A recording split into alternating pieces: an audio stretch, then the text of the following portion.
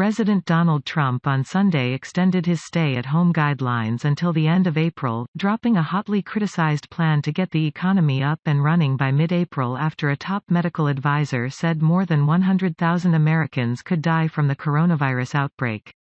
The reversal by Trump, which he said would be disclosed in greater detail on Tuesday, came as the U.S. death toll topped 2,460 from the respiratory disease, according to a Reuters tally, with more than 141,000 cases, the most of any country in the world. The peak, the highest point of death rate, is likely to hit in 2 weeks, Trump told a coronavirus briefing in the White House Rose Garden, flanked by top advisors and business leaders. Nothing would be worse than declaring victory before the victory is won. He told Americans, "The better you do, the faster this whole nightmare will end." Earlier on Sunday, Dr. Anthony Fauci, director of the National Institute of Allergy and Infectious Diseases, told CNN that the pandemic could ultimately kill between 100,000 and 200,000 people in the United States if mitigation was not successful. Since 2010, the flu has killed between 12,000 and 61,000 Americans a year, according to the U.S. Centers for Disease Control and Prevention. The 1918–1919 flu pandemic killed 675,000 in the United States, according to the CDC. Here Fauci softened his dire predictions at the Rose Garden briefing, saying they were based on models that were run to show the worst-case scenario if Americans did not follow stay-at-home directives. "We feel the mitigation we are doing right now is having an effect," Fauci said. The decision to extend this mitigation process until the end of April is a wise and prudent decision.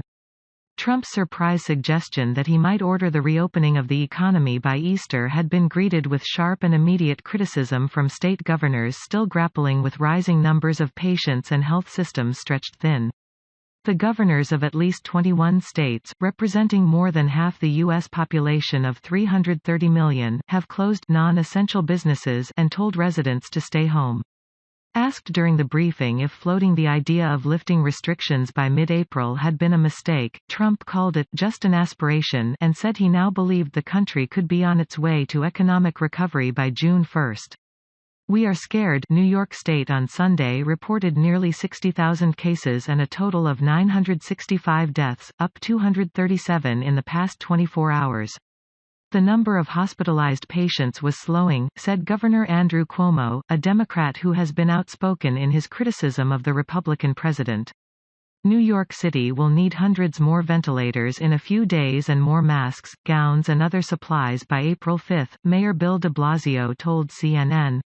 New Orleans will run out of ventilators around Saturday, Louisiana Governor John Bel Edwards told CBS. Ventilators are breathing machines used to treat those suffering the most severe symptoms from the pneumonia-like respiratory ailment, and many hospitals fear they will not have enough. Dr. Arabia Mollett, an emergency medicine physician at Brookdale University Hospital Medical Center in Brooklyn and St. Barnabas Hospital in the Bronx, said she now worked in a medical war zone. "We're trying to keep our heads above water without drowning," Mollett said. "We are scared. We're trying to fight for everyone else's life, but we also fight for our lives as well." Maryland arrested a man who repeatedly violated the ban on large gatherings by hosting a bonfire party with 60 guests, Governor Larry Hogan said on Sunday. Michigan Governor Gretchen Whitmer, whose state has become one of the fastest-growing areas for the coronavirus, especially in the county that includes Detroit, called the rapid spread gut-wrenching. "We have nurses wearing the same mask from the beginning of their shift until the end, masks that are supposed to be for one patient at one point in your shift. We need some assistance and we're going to need thousands of ventilators," Whitmer told CNN. The strict stay-at-home rules meant that usually bustling New York, like many major cities in the United States, was largely quiet on Sunday except for the sound of ambulance sirens. "It feels very apocalyptic," said Quentin Hill, a 27-year-old New Yorker who works for a Jewish nonprofit. "It almost feels like we're in wartime." Jason Brown, who was laid off from his job in digital media due to the pandemic, said Fauci's estimate was scary. "I feel like it's just growing, said Brown, who is 27 and lives in Los Angeles, one of the epicenters of the outbreak. "There's no vaccine. It seems like a lot of people don't take it seriously in the US, so it makes me believe that this would become more drastic and drastic, Brown said.